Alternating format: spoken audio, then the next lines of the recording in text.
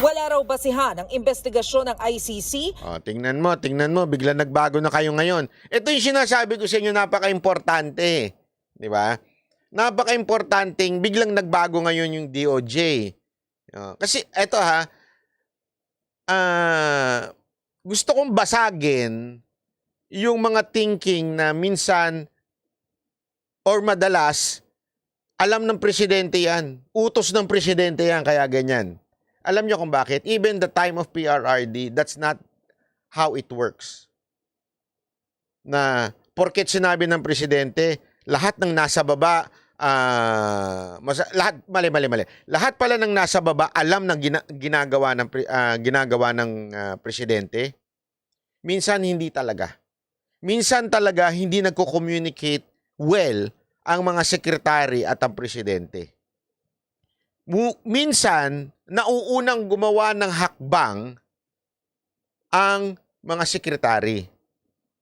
In other words, pumapapel muna. Nauuna sila. Remember, even the time of PRRD, nangyayari to. I know, kasi meron akong mga alam na I'm not in the authority to tell you, pero may mga ganon. At napapagsabihan pag hindi tugma ng sinabi ng presidente. Pero sinabi niya in public kaagad. In other words, meron talagang pumapapel minsan na sekretary. Hindi mo maiiwasan yan. Pumapapel. Panahon pa lang ni PRRD, nangyayari na yan. How much more ngayon? How much more ngayon? Ang daming pumapapel. Bida-bida. Kaya nga, yung statement ni Marcos ngayon, maganda yun. Kasi tingnan mo, biglang nagbago sila. Isang araw lang eh. Isipin nyo, nung isang araw lang, sinasabi ninyong titingnan natin ang mga legalities ngayon, biglang iba na naman. Kasi nagsalita ang presidente. Kaya nga importante yun. Dahil napatunayan naman ng Pilipinas na may kakayahan ang ating gobyerno na magsagawa ng sariling pagsisiyasat. Gayon din ang magpataw ng parusa sa anumang krimen na nangyari sa ating teritoryo. Kaya kung papasok daw ang mga dayuhang investigador gaya ng ICC, dapat silang humingi ng pahintulot.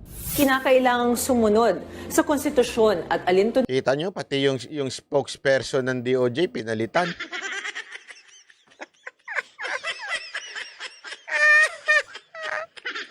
Bida-bida kasi yung isa eh. Tulad ng paghingi ng consent at approval Ito naman parang beauty queen. sa iba't ibang sangay ng gobyerno tulad ng DFA, DILG at DOJ bago makapagsimula ng formal na investigasyon sa bansa. March 2019 nang kumalas ang Pilipinas sa ICC sa utos ni dating Pangulong Duterte dahil sa pagpupumilit nito na imbestigahan ang sinasabing extrajudicial killings na bunga ng laban kontra ilegal na droga. Pero nang tanungin si PBBM nitong November 2023 kung babalik pa tayo sa ICC, pinag-aaralan pa raw ito ng kanyang administrasyon. Nagbabalita mula sa Frontline, Maricel. Di ba kasi yan yung sinasabi ko noon pa? Iba kasi yung tanong eh. Minix yung sagot do sa tanong. Ano ba tanong dati na sinasabi? Kung babalik pa tayo. At ang sinagot niya, pag-aaralan. Gets ninyo? Pero yung tanong na babalik pa tayo, ang sinagot niyang pag-aaralan.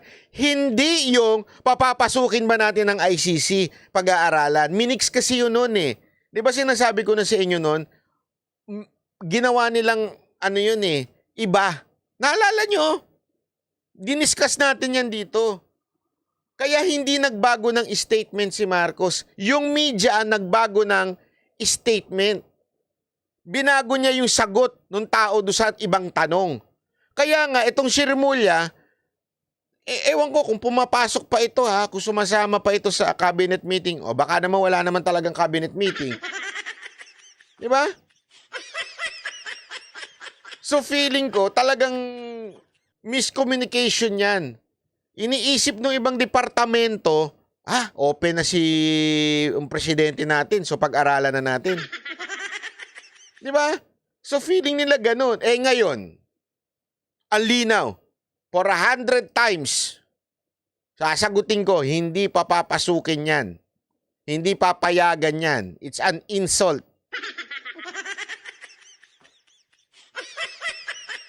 Ang sinabing pag-aaralan noon, ulitin natin, yung sagot ni Marcos noon na pag-aaralan ay kung babalik tayo sa ICC. Hindi yung tanong na kung papapasukin natin ng ICC para imbestigahan ang mga Duterte. Iba yung tanong doon sa sagot na kinakabit noon. Naintindihan na natin sa may mga sa may mga matalas ang logic diyan. Magkaiba ho yung tanong sa sagot noon. Kaya consistent ngayon ito. Etong mga bumibida-bida. Actually, isa lang naman talagang bumibida-bida dito eh. Dalawa pala.